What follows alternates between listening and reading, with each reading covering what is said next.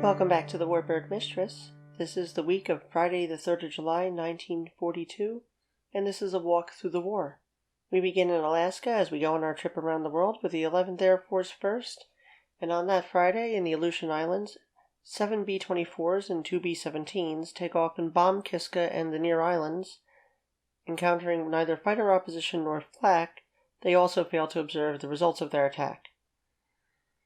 The next day is quiet, and on Sunday the 5th, the B-17 flies a weather mission, while on Monday, 5 Liberators, 4 B-24s, and 1 LB-30 fly bombing and weather missions to Kiska Island, and once more the results are not observed.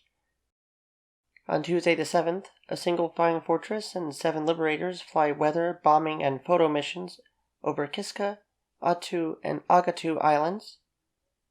However, all bombs are returned to base this time due to inclement weather.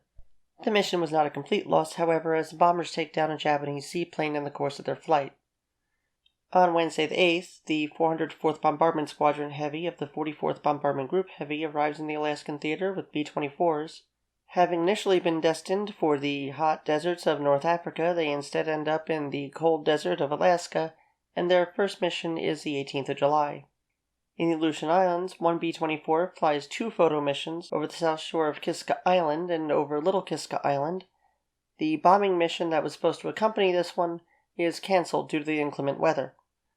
And finally, on Thursday the 9th, 5 B-24s fly photo, weather, and bombing missions to Kiska Island, but once again are forced to return with their bombs due to inclement weather.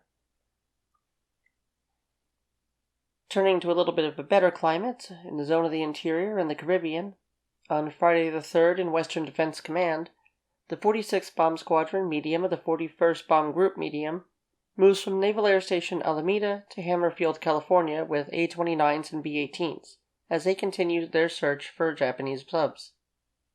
On Saturday the 4th of July, Air Transport Command, which had been established on 30th of April 1942, is redesignated 1st Troop Carrier Command at Stoutfield, Indiana. Their responsibility is for training and preparing units and personnel for troop carrier operations as airborne ops are then known.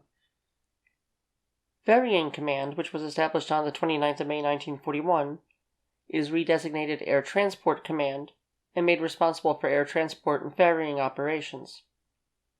On this 4th of July, transport wings, groups, and squadrons are also redesignated troop carrier wings, groups, and squadrons. On Sunday the 5th of July, in the Caribbean with the 6th Air Force, the German submarine U-153 is damaged in an attack off the Venezuelan and Dutch Antillean coasts by A-20s of the 59th Bombardment Squadron Light out of 6 Bomber Command at 20 degrees 50 minutes north, 72 degrees 21 minutes west. The submarine is sunk a week later in the approaches to the Panama Canal by the destroyer USS Lansdowne, DD-486. On Tuesday the 7th of July, in Eastern Defense Command and the 1st Air Force, an A-29 Hudson of the detachment of the 396th Bomb Squadron Medium of the 41st Bomb Group Medium, operating from Marine Corps Air Station Cherry Point, North Carolina, flies into the Atlantic and sinks the German submarine U-701. The Type 7C U-boat was found about 120 miles off North Carolina at 34 degrees 50 minutes north, 74 degrees 55 minutes west. This is the Army Air Force's first victory over a submarine during World War II. She was running on the surface when the Hudsons dived upon her and hit her with 2 bombs. Only 17 of the 43 crewmen escaped, and it took 2 days before the Coast Guard located the submariners and rescued the 7 who had survived adrift.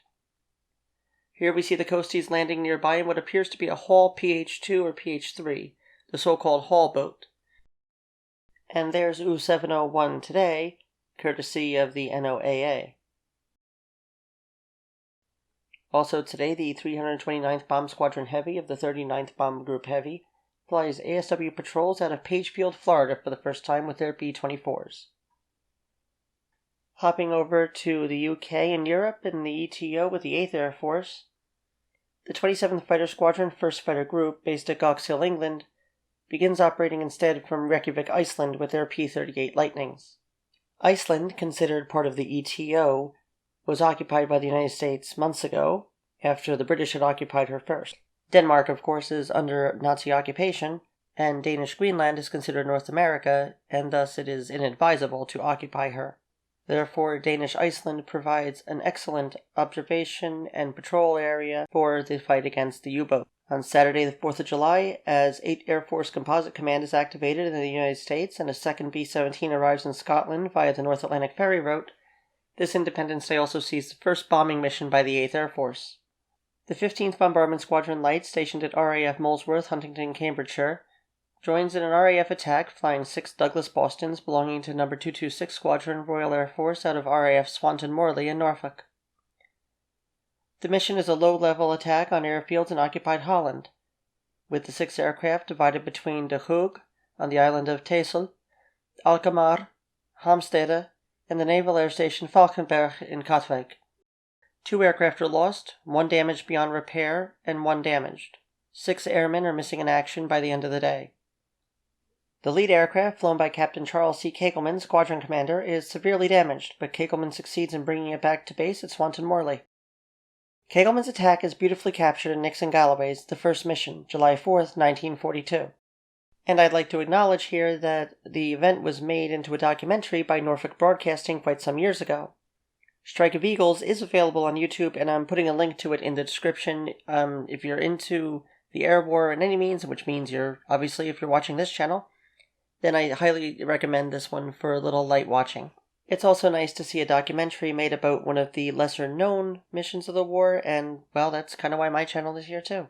So, we move to the 6th of July, and that Monday the RAF invites the 8th Air Force to share membership in important RAF operational committees dealing with targets, operational research, interception, and bomber operations. 8th Air Force Service Command sets up headquarters at Bushy Park with Major General Walter H. Frank as commanding general. That same day, a half-dozen B-17s arrived to the UK via the North Atlantic Ferry Route. This totals 8 bombers now in England. And on Thursday, 9th of July 1942, 7 P-38s arrive in the UK via the North Atlantic Route, this being the first single-seater United States Army Air Forces aircraft to have flown via this route. And with that, we move to the Mediterranean Theater of Operations with the U.S. Army Middle East Air Force. On Friday, the 3rd of July 1942, B-24 Liberators attacked Tobruk, striking the harbor during daylight hours, and with nightfall we see B-17s follow up as they bomb supplies in the hours leading into the 4th of July. B-24s also fly out that night, attacking a convoy in the Mediterranean off Tobruk, and leaving their mark with the light of a flaming tanker in the midnight darkness. While the 4th of July over the North African coast is quiet, nightfall brings the sound of B-24 motors droning overhead as the harbor and ships at Benghazi are bombed, reaching into the morning hours of the 5th. On the 7th, B-24s once again strike at Benghazi as they attempt to break the flow of supplies to the Italians and Germans. On Wednesday the 8th, Tobruk is the target as B-17s strike in the overnight hours of the 8th into the 9th. And on Thursday the 9th, we see some of the first air-to-air combat outside of the Pacific, as 6 B-24s dispatched against shipping are attacked by fighters. 1 B-24 is lost, and the others return to base without having reached their targets.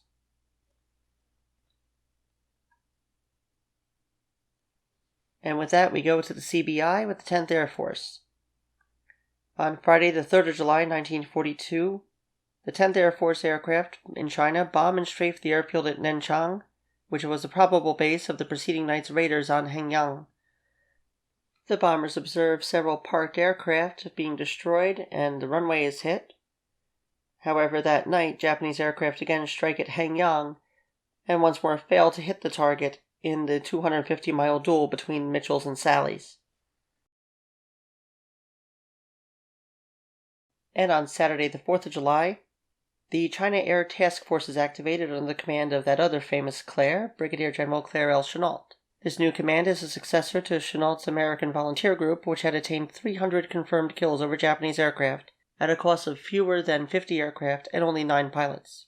However, most pilots remain with the Republic of China Air Force, and only 5 and a few grown personnel of the APG choose to join the US AAF.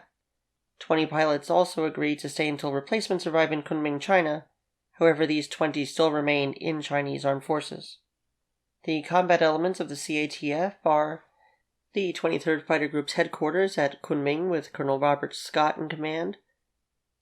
At Kunming with him are the 74th and 76th Fighter Squadrons, while the 75th Fighter Squadron is at Hanyang.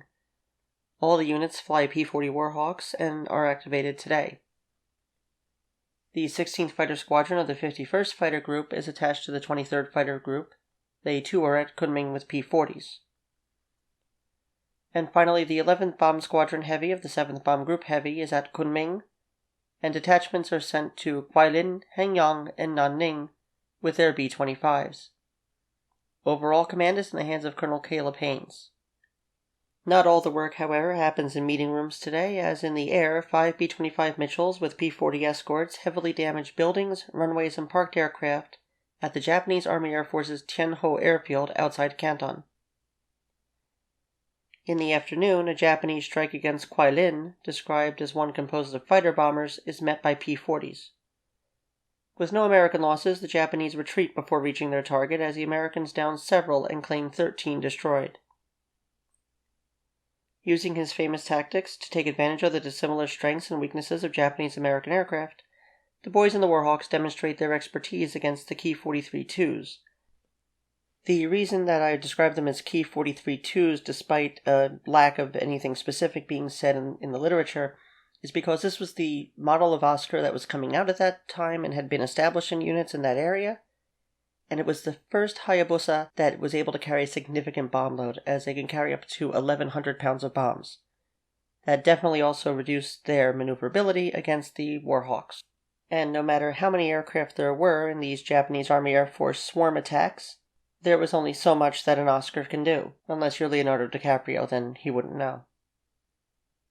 Now, on Monday the 6th of July, 1942, Mitchells of the CATF bombed the waterfront at Canton, marking their initial action against the coastal facilities of Japanese-held Chinese ports.